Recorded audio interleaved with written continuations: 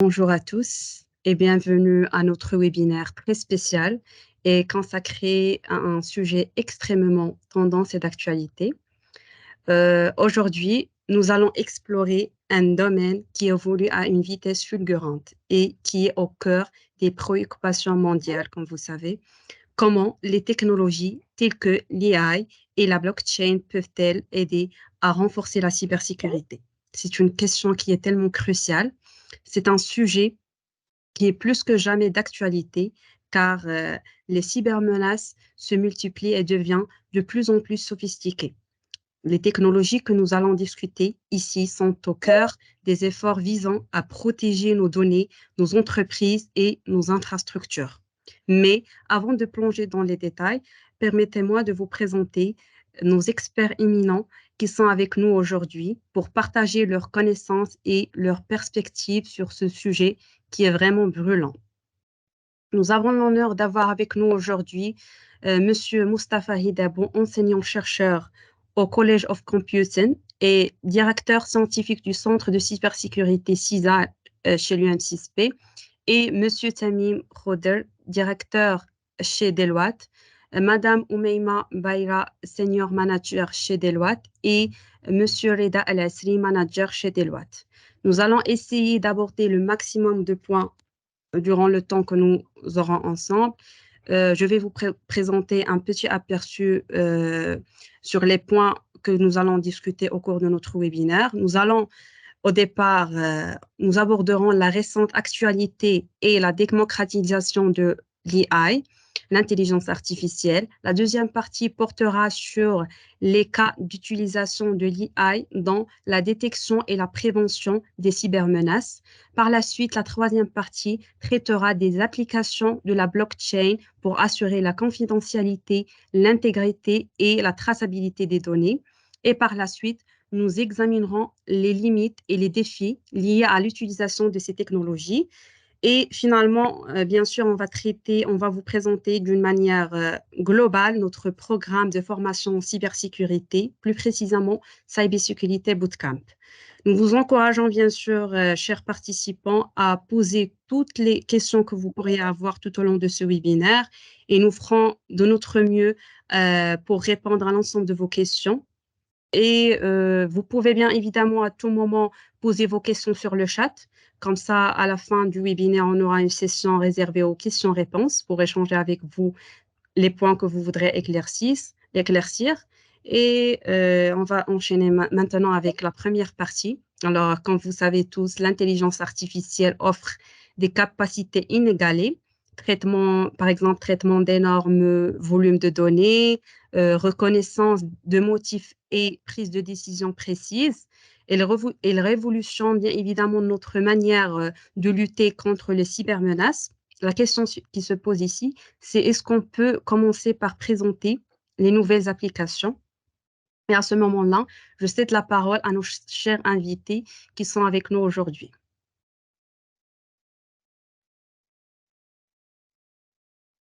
Bien, dois-je prendre la parole peut-être du coup en préambule et puis merci beaucoup Kautar D'accord. de cette introduction. Merci à vous. J'espère que tout le monde m'entend bien.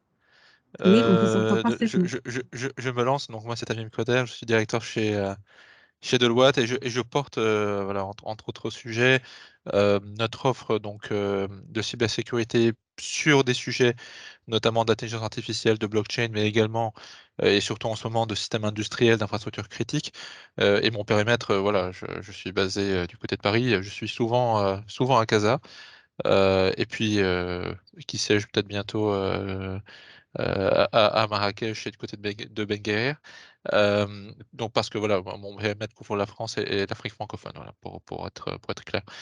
Euh, alors, pour ce qui nous, voilà, pour ce qui nous occupe aujourd'hui hein, sur ce sujet, alors c'est un sujet effectivement très important, très tendance d'ailleurs sur 2023. Euh, c'est énormément accéléré. Alors, je ne sais pas si vous suivez l'actualité hein, j'imagine que, voilà, que vous suivez les sujets des conférences importantes telles que la RSA il me semble d'avril ou mai dernier, d'avril dernier, je pense. D'ailleurs, Oumaima ici présente s'y est rendue, elle pourra nous en parler, je pense. Mais voilà, à la faveur d'une conférence telle que la RSA, et puis d'autres annonces qui se sont faites sur des événements, par exemple liés à celui de Microsoft ou autre, on a eu quelques annonces là au tout début de l'année 2023 qui fait que sur cette année-là, on a quand même on voit l'intelligence artificielle arriver, s'intégrer de plus en plus dans soit des solutions de cybersécurité des technologies existantes, telles que Sentinel-One, ou venir s'ajouter à l'offre de services d'acteurs tels que Microsoft, Google. Bon, PayPal, par exemple, on y reviendra, mais beaucoup d'entre vous, je pense, l'utilisent. C'est de par leur métier, hein, quand on parle de transactions financières. Mais par exemple, voilà, sur Microsoft, voilà, comme l'icône apparaît en premier, on va dire. Alors Microsoft, c'est sur leur Security Copilot. Alors de mémoire, c'est un produit qui n'a pas encore été lancé, hein, il sera lancé le 1er novembre. L'annonce a été faite, par contre, il me semble, en mars dernier. Et puis, alors, toutes ces solutions ont en commun une chose, c'est le déséquilibre, si vous voulez, entre le nombre de menaces, le nombre, j'allais dire presque d'attaques qu'on voit sur tout type d'infrastructure, tout type d'actifs informatiques, que ce soit une usine, un serveur, enfin bon, bref, pratiquement tout aujourd'hui tout ce qui peut être connecté de près ou de loin. Et donc ce déséquilibre entre le nombre d'attaques et de menaces et versus donc le nombre j'allais dire, de personnes, de professionnels de la cybersécurité qui sont capables, j'allais dire, de détecter et puis surtout de remédier, de faire quelque chose et puis aussi de se prémunir contre ce genre d'attaque. Donc il y a un déséquilibre, il faut aider parce qu'on ne pourra pas se substituer au facteur humain, hein, je crois, et puis nous le croyons chez Deloitte, c'est notre intime conviction. Donc il faut aider, il faut des technologies pour soit être capable de mesurer, de prévenir la menace, soit de savoir voilà, s'il y a un vecteur d'attaque qui est une vulnérabilité, est-ce qu'elle est présente au sein de notre système d'information ou pas. Donc tout cela, c'est là où l'intelligence artificielle intervient. Donc typiquement Microsoft, ce sera l'objectif de leur produit, donc qui s'appellera Security Copilot. Sur Google, alors Google, je mettrais ça, j'allais dire presque en face à face avec ChatGPT, parce que l'intelligence artificielle de Google, donc la suite Palm, je pense qu'ils sont à leur Palm 2 aujourd'hui, qui date de mai dernier. Ils ont fait une sorte j'allais dire de digression sur la sécurité avec SecPalm, mais en tout cas, la suite Palm, donc de Pathways Language Method, ou je ne sais plus quoi, enfin bref. Donc le Palm de Google, c'était une réponse, si vous voulez, à la fondation OpenAI et ChatGPT. Voilà. Avec des différences d'approche, parce que ChatGPT, là encore, c'est une base de données, une base d'apprentissage qui est absolument énorme. Des années et des téraoctets d'apprentissage versus Google qui se veut un peu plus policé, un peu plus avec moins de bruit, j'allais dire, parce que ils ont beaucoup communiqué par exemple sur des choses concernant, j'allais dire, l'éthique dans les réponses qui seraient amenés à donner avec l'intelligence artificielle. Et donc si on revient sur SecPalm de Google, c'est pareil, en fait, c'est centré sur le cloud. Et donc, l'objectif, voilà, c'est de déterminer les vulnérabilités sur un environnement cloud de leurs clients, notamment les organisations clientes de Google, du cloud Google. Et puis, comme vous n'êtes pas sans savoir que Google a racheté Mandiant pour toute la partie notamment Threat Intelligence, donc les renseignements, la détection de vulnérabilités, la détection de menaces cyber en 2022. Voilà, ils ont également augmenté donc les solutions de Mandiant avec leur SecPalm, donc l'intelligence artificielle de Google. Et puis donc je terminerai donc très rapidement sur Sentinel-One. Sentinel-One, on parle vraiment là d'endpoint, d'objets, d'agents qui tournent voilà, sur des PC, sur des téléphones portables, voilà, et puis d'autres objets d'infrastructure aussi par ailleurs. Et qui fait que, en fait, Sentinel-One va introduire de l'intelligence artificielle ou a introduit de l'intelligence artificielle pour permettre aux équipes de détecter soit des menaces, soit des vulnérabilités de cybersécurité. Par exemple, je dis voilà, il y a telle vulnérabilité sur, tel système ou tel OS, bah, est-ce que moi les opérateurs peuvent littéralement écrire la question de: «Est-ce que j'ai cette menace au sein de mon écosystème? Si oui, est-ce qu'elle s'est propagée?» et cetera et cetera. Très concrètement, c'est ça. Et donc il me semble que pour Sentinel-1, la solution, c'est alors la feature d'intelligence artificielle s'appelle Purple AI, hein, donc pour violet, pour la couleur. Voilà. Et je m'arrête ici. Voilà, je sais au contraire si vous voulez que j'élabore davantage, mais je veux pas non plus, trop digresser. Merci beaucoup. Merci beaucoup, Monsieur Tamim, pour votre intervention qui est vraiment riche en informations. Peut-être que chers Je vous en prie. intervenants ont des choses à ajouter à ce sujet-là. Peut-être j'ajoute, qu'effectivement, il y avait une certaine démocratisation de l'intelligence artificielle dans la sécurité et tout le monde a vu en fait, l'offre et le les opportunités dedans. Mais il ne faut pas oublier que tout a commencé avec, un peu de la personnalisation de la vie digitale, et tout a commencé au début avec un peu de commerce électronique ou même au début, dans les années, 2010-2011 avec, Netflix afin de recommander en fait les chaînes et recommander un peu les produits chez eux. Tout à fait. C'était un peu il y avait en fait ils ont, commencé avec une grosse base de données entre, les logs d'utilisation de Netflix et les utilisateurs et un peu identifier par rapport aux préférences utilisateurs, par rapport à la région, par rapport à des éléments et c'était pas facile en fait de traiter en fait ces données d'une manière un peu classique, en passant par tous les toutes les données qui existent. L'idée, c'est de pouvoir en fait identifier qui sont c'est un peu les des algorithmes qui vont un peu, hem identifier les opportunités, pas cette fois-ci de définir en fait les opportunités, chez les clients, mais d'identifier déjà un peu les patterns et ça a commencé d'ailleurs avec ça, à identifier les patterns, qui sont utilisés par les utilisateurs ou par les internautes afin d'identifier les séries, est-ce que c'est de bouche à oreille? Est-ce que c'est quelque chose, dans la région? Ainsi de suite. Encore une fois, je reviens sur l'utilisation au niveau de commerce, électronique. Comme vous le savez tous, aujourd'hui, dans un site de achat électronique, il y a toujours cette rubrique-là de «Recommandé pour vous», dans la région «Recommandé pour vous» par rapport à votre historique. C'est des informations qui se basent bien sûr et qui sont identifiées, bien sûr, suite à des traitements, avec de l'intelligence artificielle, parfois moins complexes, parfois vraiment complexes, qui va traiter des données, heu, 360. Ça veut dire l'utilisation, l'historique utilisation, l'historique de la région, l'historique, peut-être même culturel parfois. Et c'est des données, on parle des états des données, pas encore des gigas ou ouais, téradonnées.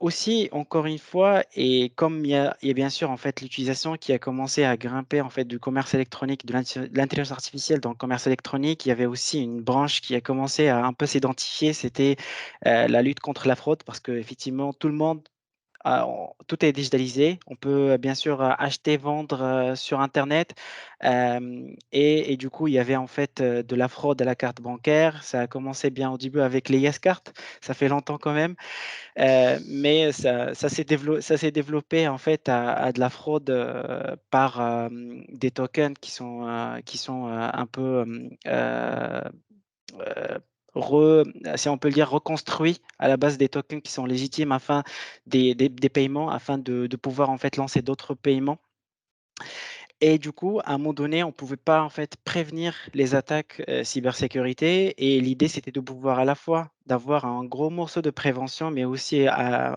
côté, un gros morceau aussi de détection et comme ça, en fait, il y avait, ce qu'on appelle maintenant la lutte contre la fraude, électronique et tous les algorithmes qui se basent sur de l'intelligence artificielle afin d'identifier les possibilités de fraude selon un peu les patterns d'utilisation et les patterns d'utilisation de navigation, sur les sites web. Principalement, c'est ça, c'était un peu le développement, qui a connu, les sites et les commerces en fait, électroniques principalement parce que c'est vraiment, un périmètre, heu qui est vraiment, sensible et fertile surtout à l'utilisation de l'intelligence artificielle. Merci beaucoup, Monsieur Reda. Vous avez traité vraiment un point qui est très essentiel. Je trouve également que ce secteur a touché, que l'utilisation de l'intelligence artificielle a touché également le secteur de l'éducation, de la santé, qui sont des secteurs qui sont porteurs au Maroc. Peut-être que Monsieur Hidabou ou Madame Bayra auront des choses à ajouter dans ce sujet-là. Bonjour, je vais peut-être rebondir un petit peu sur l'utilisation de l'intelligence artificielle dans tout ce qui est domaine d'éducation. Donc, l'intelligence artificielle, comme toute technologie de rupture, donc ça amène des changements qui sont vraiment brutaux, quoi. Donc, ça arrive en plein fouet. Donc, il faut aussi une vague, c'est une très très grosse vague, donc il faut la prendre. On peut pas faire autrement. Donc, forcément, l'intelligence artificielle donc, va avoir des impacts qui sont très significatifs sur le domaine de l'éducation. Donc là, on le voit, hein, j'enseigne depuis des années, donc je vois des comportements qui changent des étudiants. Donc à chaque fois qu'on aborde un domaine d'apprentissage, donc il faut vraiment communiquer avec les étudiants en ce qui concerne l'utilisation des outils d'intelligence artificielle, notamment de tout ce qui est ChatGPT. Hein. Donc rien que la semaine dernière, un de mes étudiants m'avait demandé s'il avait le droit d'utiliser ChatGPT pour générer un code. Donc je lui ai dit bien sûr qu'au niveau des cours, il peut le faire, mais pas au niveau de l'examen. Bon, ça l'a fait un petit peu réfléchir. Donc, ce sont des outils qui sont vraiment très, très intéressants à condition de savoir les utiliser. Donc, c'est une épée, comme on dit, à double tranchant. Donc, si on l'utilise à bon escient, c'est un outil qui est extrêmement puissant, dont on pourra tirer des bénéfices qui sont vraiment très intéressant pour tout le monde. Donc, bien sûr, si on en fait un mauvais usage, donc ça risque de se retourner contre nous. Donc, parmi les avantages de l'intelligence artificielle pour le domaine de l'éducation, donc il y a un apprentissage qui est typiquement personnalisé. Donc, en tant que prof, lorsque j'ai 40, 30 étudiants par classe, donc je peux pas leur fournir, je peux pas les traiter les uns après les autres. Donc, en général, on les classe dans des catégories. Donc, il y a des étudiants qui s'en sortent bien, il y a les moyens, puis après, il y a ceux qui sont à la traîne. Avec l'intelligence artificielle, donc, il y a un apprentissage qui est personnalisé. Donc, chaque étudiant aura accès à typiquement un chatbot pardon, dans laquelle il peut avoir des interactions directes. Donc, ça permet aussi d'avoir des feedbacks pour les étudiants, chose que nous, les professeurs, on ne peut pas faire tout le temps. Donc, on ne peut pas faire un retour à chaque étudiant en classe. Donc, il y a aussi un avantage qui est très, très intéressant, c'est celui d'utiliser la réalité virtuelle ou la réalité augmentée pour faire des simulations de domaines qui sont très, très... Donc, tout ce qui est, par exemple, robotique, tout ce qui est maintenance industrielle, donc tout ce qui est aviation, tout ce qui est aéronautique, tout le reste. Donc l'intelligence artificielle et la réalité virtuelle, donc ce sont des facteurs d'apprentissage qui sont très très intéressants.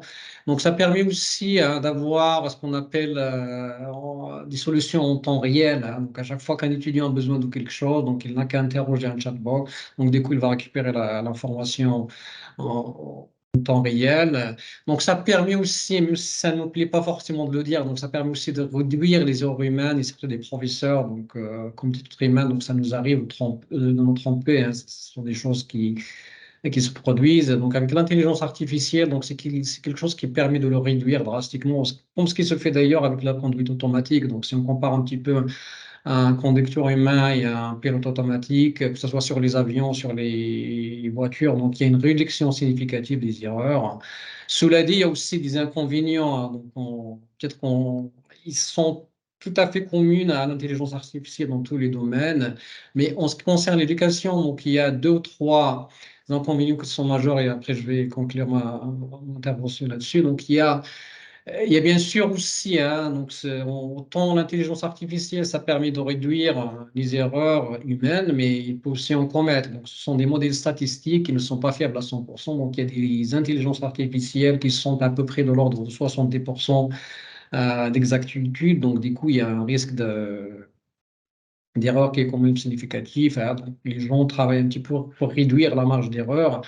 Il y a aussi des problèmes d'éthique, hein, donc ce qu'on vient de dire tout à l'heure, donc les gens trichent, donc à chaque fois qu'on veut évaluer les connaissances des étudiants, donc des moments qu'ils font appel à l'intelligence artificielle, donc ça fausse pratiquement le jeu d'une manière qui peut parfois être vraiment flagrante. Il y a aussi la réduction de la capacité de réflexion. Donc, avec les outils d'intelligence artificielle qui sont là essentiellement pour aider les humains à être plus efficaces. Donc, si on les utilise tout le temps, donc on ne va plus développer notre capacité de réflexion sur les étudiants. Donc, là aussi, c'est un problème qui est majeur. Et comme M. Tamim l'a dit tout à l'heure, donc il y a toujours besoin d'une intervention humaine. quoi qu'on dise. Il y a l'intelligence artificielle, mais derrière, il faut qu'on y l'homme à la fois pour interpréter, pour faire fonctionner justement la solution d'intelligence artificielle. Et il y a un point aussi qui est essentiel, qu'on n'aborde pas très, très souvent, c'est tout ce qui est privacy en anglais. Donc, je ne sais pas comment on le traduit d'ailleurs en français. Donc, on perd complètement de l'anonymat. Donc, à chaque fois que vous faites quelque chose, il y a une trace derrière. Donc, du coup, on pourra l'utiliser par la suite. Donc, du coup, comme chaque technologie de rupture, pour résumer un petit peu ce que je viens de dire, il y a des gros avantages, mais il y a aussi des inconvénients qu'il faudra prendre en considération. Voilà. Et puis, pour finir aussi sur le domaine de la santé, hein, qui est très porteur, ce que vous disiez justement, c'est qu'aujourd'hui, si on prend 2 exemples, hein, je vais peut-être, essayer de faire rapidement 2 exemples. C'est qu'aujourd'hui, par rapport à l'utilisation de l'IA dans la santé, on l'a vu surtout, sur la période Covid, quand il y a eu l'automatisation et la rapidité du développement et des essais cliniques. Donc, l'IA, y a été pour quelque chose, hein, et pour une grande partie d'automatisation et une deuxième utilisation qu'on voit beaucoup aujourd'hui sur tout ce qui est diagnostic des maladies et ordonnances. Dans le cas où vous avez des analyses chez un médecin, que vous rentrez sur une plateforme, certaines utilisations d'IA vous permettent de générer automatiquement votre ordonnance, par rapport à votre historique de maladie, par rapport à vos résultats de laboratoire, pour vous donner le traitement le plus adéquat. Et donc là, ça vient vraiment révolutionner le secteur de la santé également. Merci beaucoup, Madame Oumeima. Merci beaucoup, Monsieur Hidabou. Si on résume ce que vous venez de dire, c'est qu'on doit utiliser l'intelligence artificielle, mais avec précaution. Il y en a beaucoup d'avantages, mais il y a des inconvénients également. Et sans plus tarder, nous allons passer maintenant à la deuxième partie qui traite le cas d'utilisation de l'intelligence artificielle dans la détection et la prévention des cybermenaces. Alors, dans ce contexte, les organisations ont commencé à utiliser l'intelligence artificielle pour gérer un éventail croissant de risques de cybersécurité, des défis techniques et de contraintes de ressources en améliorant bien sûr la robustesse, la résilience et la réponse de leur système. Dans ce cas-là, on peut dire maintenant, dans cette optique, que la relation entre les systèmes d'intelligence artificielle et bien sûr les opérateurs de sécurité doivent être comprises comme une intégration qui est vraiment synergique, où la valeur ajoutée unique des humains et des systèmes d'intelligence artificielle est préservée, renforcée, plutôt que comme une compétition entre les deux. Donc, la question qui se pose ici, est-ce que vous pouvez nous citer les caractéristiques pertinentes que l'intelligence artificielle possède et que nous aurons besoin dans la cybersécurité? On vous la parole, cher intervenant. Je vais peut-être commencer par le premier qui est la robustesse. C'est qu'aujourd'hui, on doit utiliser l'IA. Aujourd'hui, on utilise l'IA dans le développement des systèmes pour augmenter les contrôles de sécurité. C'est-à-dire, on a une augmentation, une visibilité continue sur les vulnérabilités qui sont traitées localement. Donc, pourquoi ne pas intégrer des mesures de sécurité, on va dire correctives, ou préventives, qui permettent justement d'assurer la robustesse des systèmes en intégrant les bons contrôles. C'est-à-dire, si j'ai une vulnérabilité qui est connue sur un système d'information, sur une librairie Java, est-ce que je n'inclurai pas une revue de code source par défaut? Si j'ai par exemple sur des systèmes qui sont exposés sur Internet certains flux qui ne sont pas chiffrés, j'inclus un chiffrement fort sur la transaction et l'échange d'informations. Donc là, c'est des éléments qui vont aider notre système à être robuste, à être structurellement construit avec la sécurité intégrée dans tous les contrôles de son cycle de vie. Oui, merci beaucoup, Oumeima, pour votre intervention. Et la question qui se pose, c'est par rapport à la résilience du système, c'est-à-dire l'intégration de l'IA dans la cybersécurité. Quelle est la relation entre ces deux notions? Alors effectivement, ça c'est un sujet très, très intéressant. C'est qu'aujourd'hui, d'ailleurs c'est parmi les actualités, c'est que, il y a des ambitions d'achat de Splunk qui est un vrai, et un grand, acteur dans la détection et gestion la détection et la gestion des données en général, mais la détection des incidents et la corrélation des incidents, qui sera racheté par Cisco. L'un des gros, encore une fois, cerveaux de la gestion en fait des réseaux et qui a utilisé beaucoup en fait de l'intelligence artificielle afin d'optimiser, la gestion de ces routes, la gestion en fait un peu de switching et networking en général et qui veut développer un peu une sorte de gestion des incidents, cette fois-ci pas, par la détection, mais plutôt par d'être proactif et préventif. Et du coup, aujourd'hui, effectivement, l'intelligence artificielle, on a beau travailler avec les endpoint security, les solutions endpoint security qui travaillent surtout avec les signatures et du coup, chaque virus, chaque, malveillance et il y a une signature, équivalente à cette activité et on détecte selon les librairies de signatures qu'on a. Aujourd'hui, on est plus dans la prolification en fait de la malveillance et du coup, on a toutes sortes de malveillance qui est possible et plus, facile de détecter par des signatures.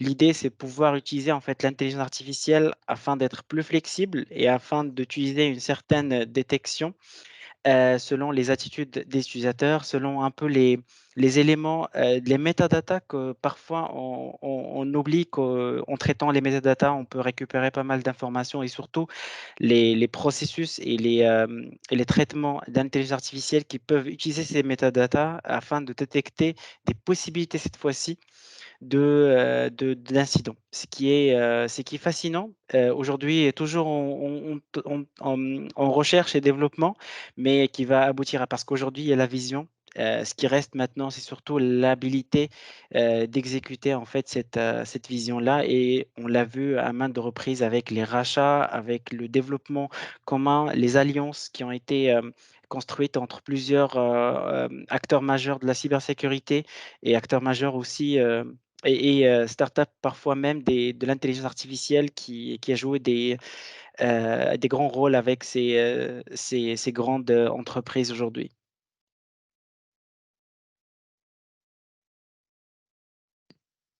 D'accord. Parfait. Merci beaucoup, Reda, pour votre intervention. Passons maintenant aux techniques Si on majeures. a un petit moment, j'aimerais rajouter aussi D'accord, d'accord. Oui, bien sûr. perspective en ce qui concerne l'utilisation de l'intelligence artificielle en cybersécurité. Et il faut déjà dire que ça existe depuis un moment. Donc, en général, c'est assez transparent pour les utilisateurs parce que c'est déployé sur des solutions qui sont au niveau cloud. Juste, rien que pour vous donner un exemple, donc il y a la solution DBM pour avoir l'authentification, pardon, donc en anglais authentication, adaptive. Donc, du coup, ils regardent, ils essaient un petit peu de court-circuiter la fameuse authentication par les mots de passe. Donc, ils essaient un petit peu de regarder un petit peu l'analyse du comportement. Ils essaient de regarder un petit peu les outils, les devices que on est en train d'utiliser, la manière avec laquelle on tape sur le clavier. Donc, du coup, en général, lorsqu'on veut se connecter essentiellement à notre boîte email, donc il y a des fois, on nous demande de s'authentifier, il y en a d'autres, non. Il y a même des fois, on nous demande de fournir une double authentification. Donc, ça dépend des comportements qu'on a les uns et les autres. Donc, ça, c'est une solution qui est basée sur l'analyse comportementale qui est faite par l'intelligence artificielle. Donc, aussi, l'intelligence artificielle est utilisée, surtout la partie NLP, donc tout ce qui est Natural Language Processing, pour l'analyse syntaxique des logs. Donc, les logs, c'est des fichiers qui sont énormes, c'est des travaux de données qui sont complètement brutes. Donc, il faudra les transformer déjà pour pouvoir les exposer aux humains. Et en plus, pour regarder dedans, c'est pratiquement impossible. Donc, du coup, on commence à concevoir des solutions à base d'NLP pour pouvoir analyser les logs. Donc, on l'utilise aussi pour tout ce qui est investigation, donc tout ce qui est donc, ce que pour investiguer un petit peu les incidents de cybersécurité. Donc, essentiellement, ils essaient de regrouper des données dans des graphes. Donc, comme ça, ils essaient de remonter un petit peu d'où ça provient les attaques. Ils l'utilisent aussi pour tout ce qui est identification. Donc, ils utilisent les log patterns. Donc, typiquement, si vous avez une base de données, rien pour vous donner un exemple, s'il y a quelqu'un qui s'authentifie, c'est normal, donc il a le droit. Si quelqu'un qui copie des données, donc également il a le droit. Mais si quelqu'un supprime des données, donc en principe, il a le droit. Des moments qu'on a le droit d'accéder à une base de données, donc on a des privilèges, on peut les utiliser.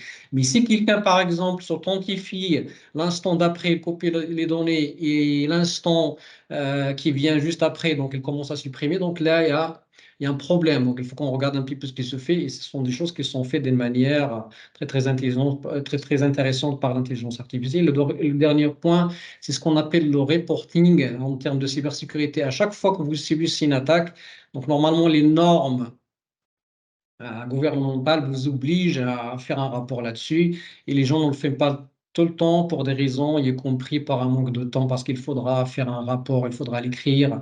Donc ce sont des choses sur lesquelles l'intelligence artificielle peut vraiment apporter des solutions qui sont très intéressantes.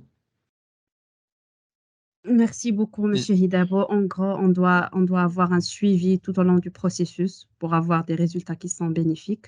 Passons maintenant aux techniques majeures dans l'utilisation de l'intelligence artificielle pour la robustesse, la résilience et la réponse du système.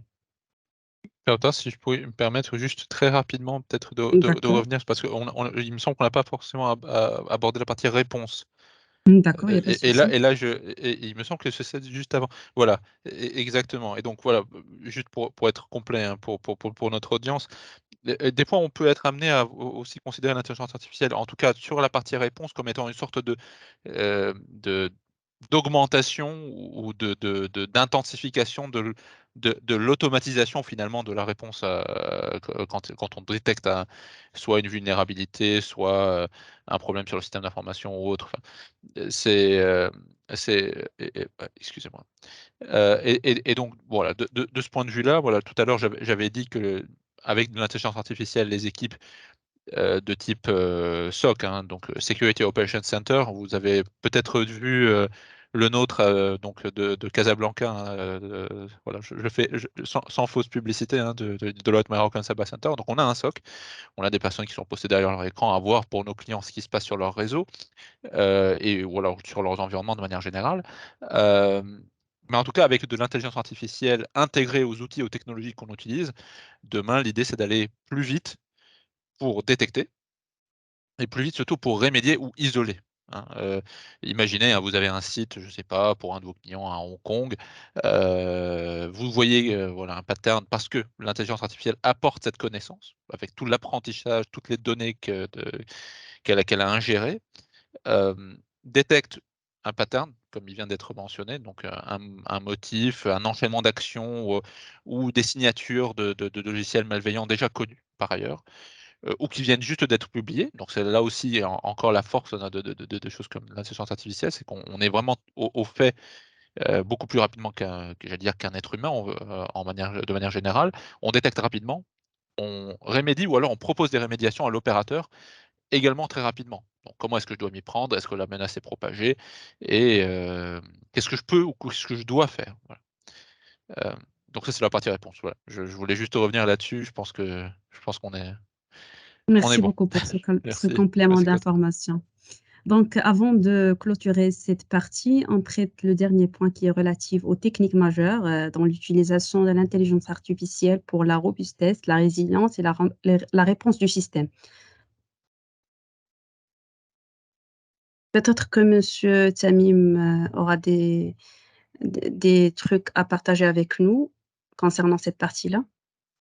Oui, alors après moi je pourrais éventuellement élaborer. Là encore, hein, D'accord, c'est sur la partie par exemple logiciel malveillant. d'accord, C'est des choses là aussi qui existent déjà, pour paraphraser d'accord, tout à l'heure. C'est des choses qui existent déjà, qui vont plus loin, plus vite, en fait, avec l'intelligence artificielle.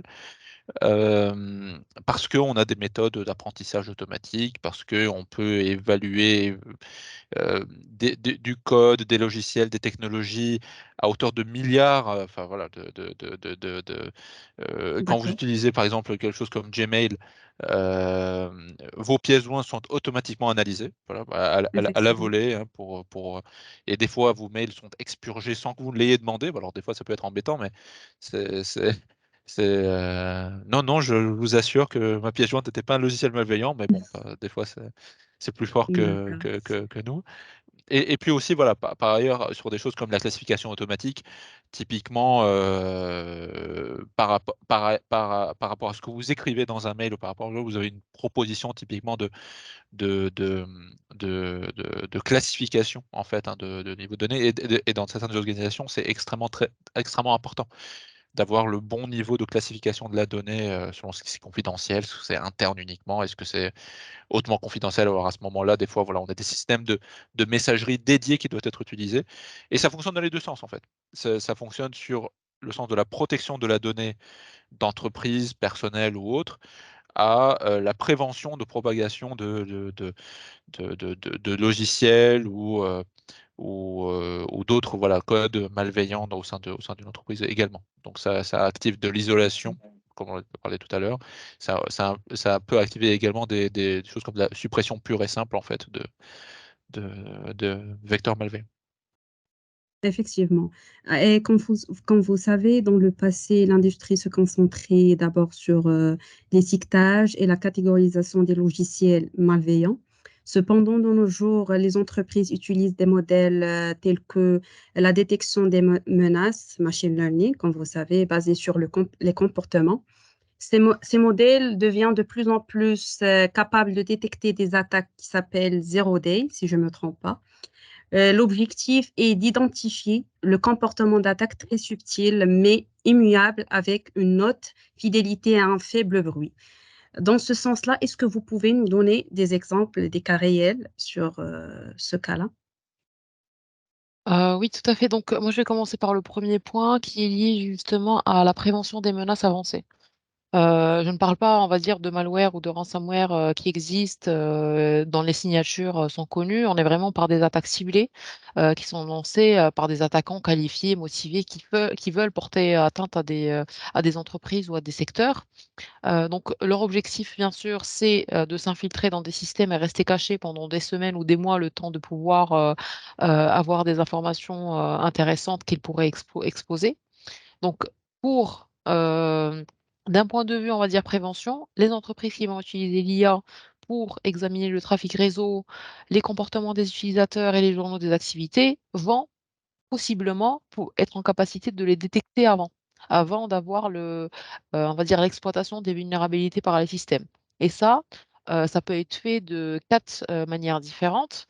C'est-à-dire qu'on va avoir dans un premier temps un apprentissage qui est beaucoup plus profond sur les menaces avancées. On est en capacité à travers l'IA de, identifier, les APT, les menaces internes, tout ce qui va être évasif, sur les systèmes, qu'on ne va pas détecter, de manière traditionnelle. Le deuxième sujet, c'est que, comme l'IA est en apprentissage permanent et qu'on permet d'affiner un peu la gestion des faux positifs, les algorithmes d'apprentissage, vont un peu automatiquement distinguer les activités légitimes de ceux qui ne le sont pas et permettre aussi de cibler, donc ces attaques qui sont un peu plus poussées et comme troisième point, il y a aussi un point qui est lié aux améliorations du renseignement sur les menaces. C'est-à-dire qu'on va prendre les indicateurs connus de compromission, et on va analyser tout le flux des renseignements des menaces pour mettre en place les mesures de défense, qui sont adaptées à ces nouvelles menaces-là. Et un dernier point qui est très important et c'est ce que, Tamim citait tout à l'heure, c'est qu'aujourd'hui, on a toujours, une mise en échelle et une, quantité de données qui reste, considérable à traiter en temps réel. On a des flux de plusieurs gigas, sur les réseaux, sur les appareils, les postes utilisateurs. Donc là, on réduit la quantité d'analyse manuelle et on accélère la détection et la réponse lorsque l'IA est intégrée. Merci beaucoup, Oumaima, pour votre intervention et ce partage riche en informations. Peut-être on va traiter le point de la détection avancée des logiciels malveillants.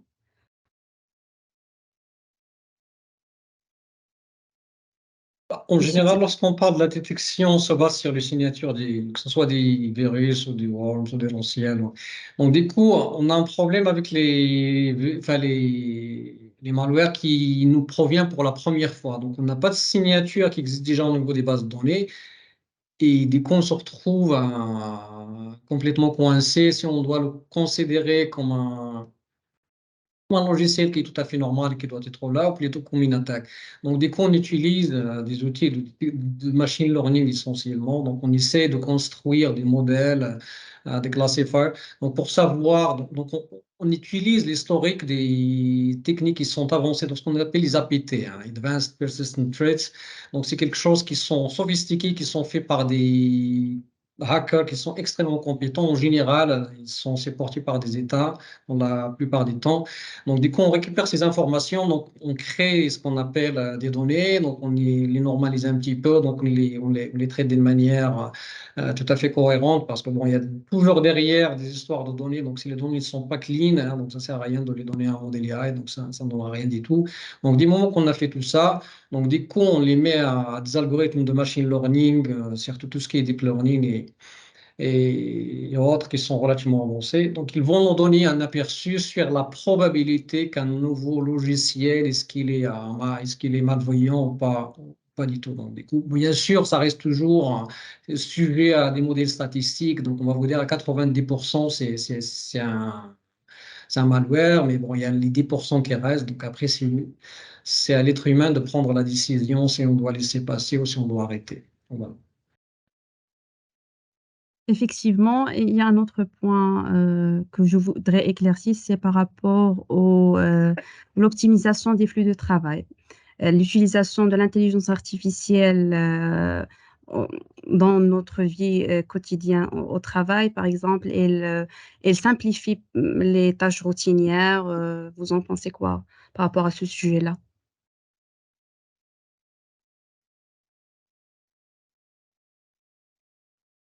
C'est clair que ça nous permet un petit peu de faire, hein. Donc, l'idée de l'intelligence artificielle, en tout cas pour le moment, en termes de cybersécurité, au moins, donc, c'est d'alléger un petit peu la tâche de l'humain en termes de tâches qui sont répétitives, qui sont fastidieuses, qui nécessitent beaucoup de temps. D'autant plus qu'on n'a pas assez d'experts en cybersécurité. Donc là, vous pouvez demander à mes collègues, hein, donc ils savent ce que c'est. À chaque fois que vous voulez recruter des gens qui sont compétents, qui ont de l'expérience en cybersécurité, vous n'en trouvez pas, ou du moins vous n'en trouvez pas assez. Donc du coup, on fait appel aux outils d'intelligence artificielle pour automatiser un certain nombre de tâches d'une manière intelligente en plus. Ça permet de faire un travail qui est facile. Donc, au lieu de regarder nos bases de données qui font des travaux et essayer de trouver quelque chose, donc ça, c'est une tâche qu'on peut se traiter à l'intelligence artificielle. Donc, tout ce qui est répétitif, tout ce qui est fastidieux, tout ce qui est monotone, donc on peut le traiter à l'intelligence artificielle. Donc, on peut même essayer de récupérer des informations que nous autres, les humains, ne connaissons pas, comme ce que je viens de dire, par rapport aux menaces qui sont extrêmement sophistiquées, qu'on n'arrive pas à détecter avec les outils classiques. Donc, l'intelligence artificielle, ça peut effectivement rendre les humains beaucoup plus efficaces. Et c'est peut-être ça, sa principale tâche, à mon avis, mais bon. C'est tout à fait clair. Donc, je pense que cette partie est très claire. Passons maintenant aux applications de la blockchain pour assurer la confidentialité, l'intégrité et la traçabilité des données. Comme vous savez tous, la blockchain est une technologie de registre distribué qui permet bien évidemment de stocker, de partager des données de manière sécurisée et transparente. Et elle peut être utilisé pour assurer bien sûr la confidentialité, l'intégrité et la traçabilité des données de différentes manières. Dans ce contexte, est-ce qu'on peut revenir sur comment ces caractéristiques-là sont améliorées?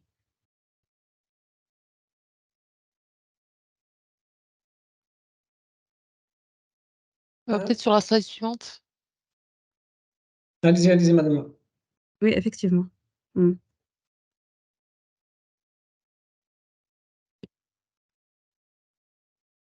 Donc, à la base, hein, juste pour vous donner une rétrospective, parce que bon, je travaillais à l'époque, je travaillais sur un projet européen à l'époque, sur tout ce qui est monnaie électronique, hein, donc c'est l'ancêtre de la blockchain. Bon, à l'époque, on essayait en fait de créer de la monnaie virtuelle, donc avoir de la monnaie réelle, la transformer en une monnaie virtuelle et l'utiliser de manière anonyme. Donc, ça n'a pas marché pour des raisons politiques, parce que bon, les banques centrales étaient contre cette histoire-là. Et du coup, il y a le fameux article de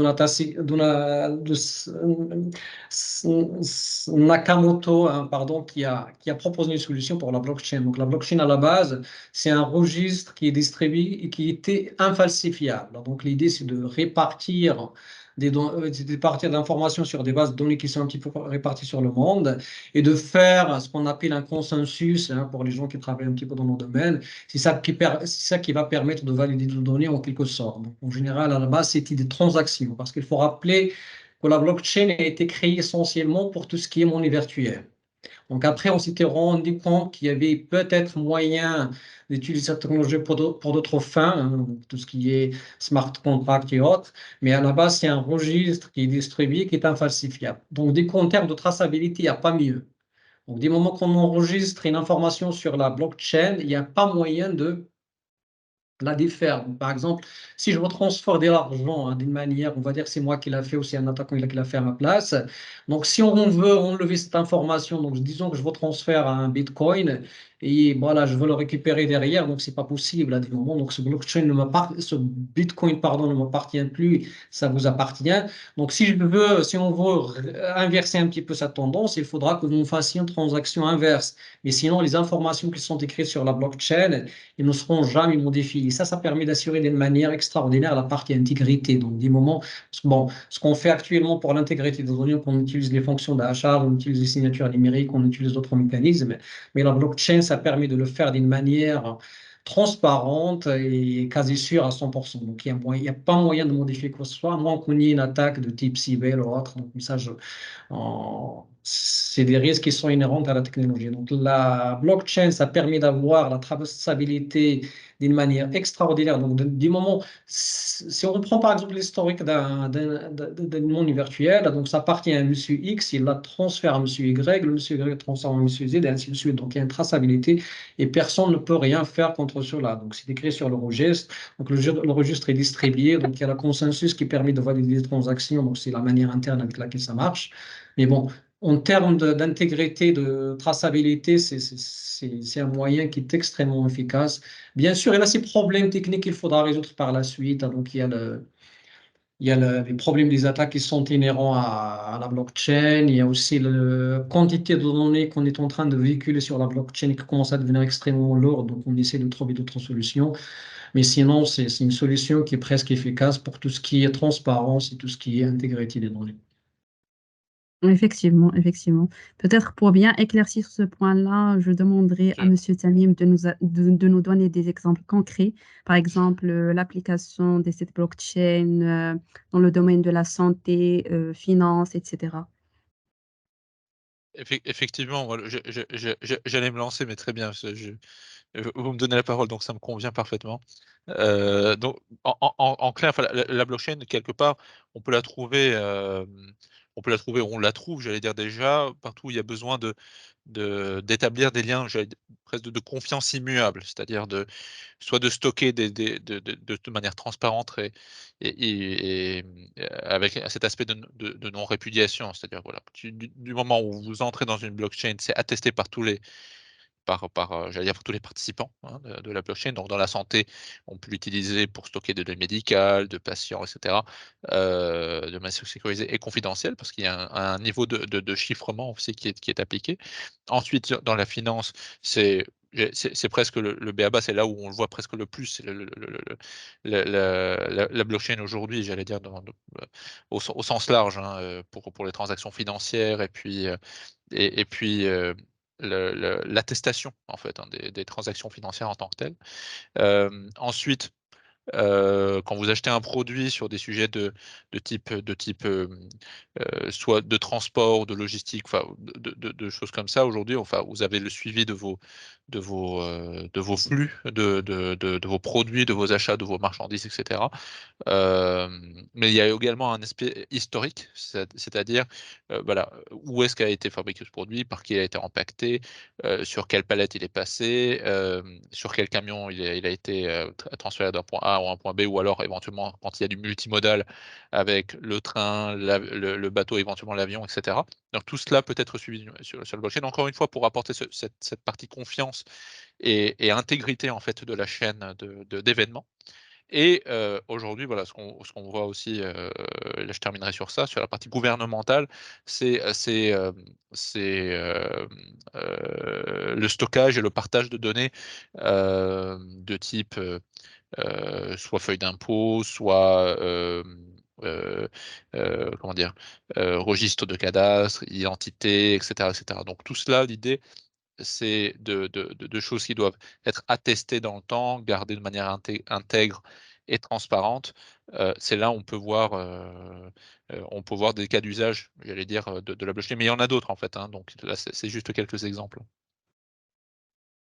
Merci beaucoup. J'espère, chers participants, que ça a été très Après. clair pour vous. De toute façon, si vous avez des questions, vous pouvez les poser sur le chat. À la fin, on aura une session réservée aux questions-réponses.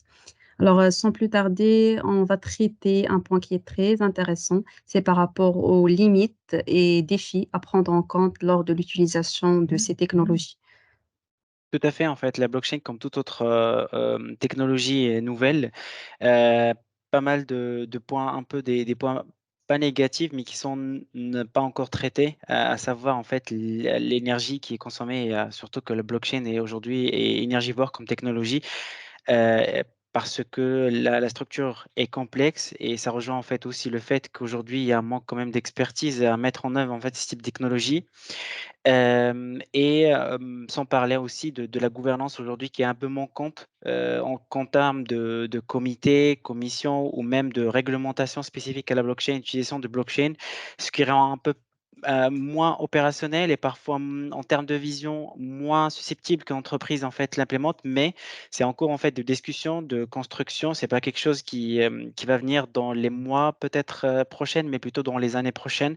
Mais bien sûr, il faut aussi, comme étant aussi des des, heu, des personnes, qui travaillent sur terrain et aussi des chercheurs à travailler dès maintenant à comment le blockchain en fait va se positionner, prochainement. Et quand je dis prochainement, peut-être dans les années, dans les 3 ans qui viennent, 3 années qui viennent, quelles sont les possibilités d'implémentation chez les entreprises, mais aussi chez les institutions, publiques et gouvernements comme opportunité cette fois-ci d'implémentation.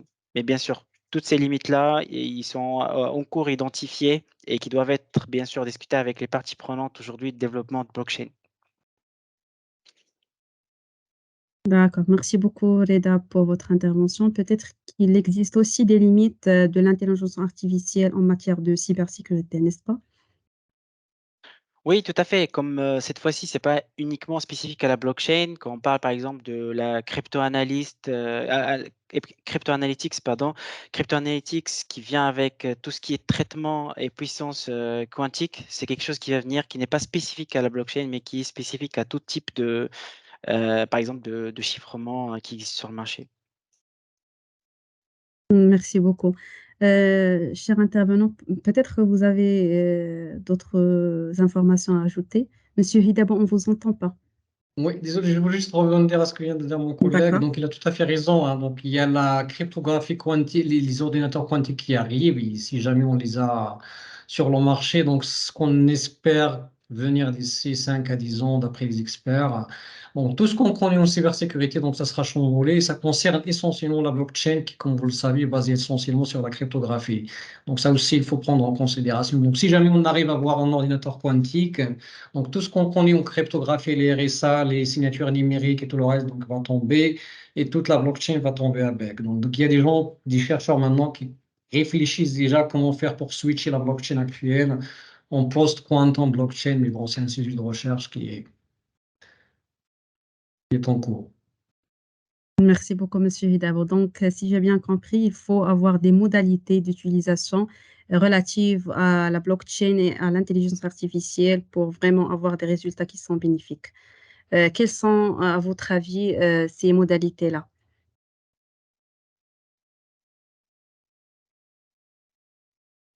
Ah ouais, ouais, tu es en mute, je pense.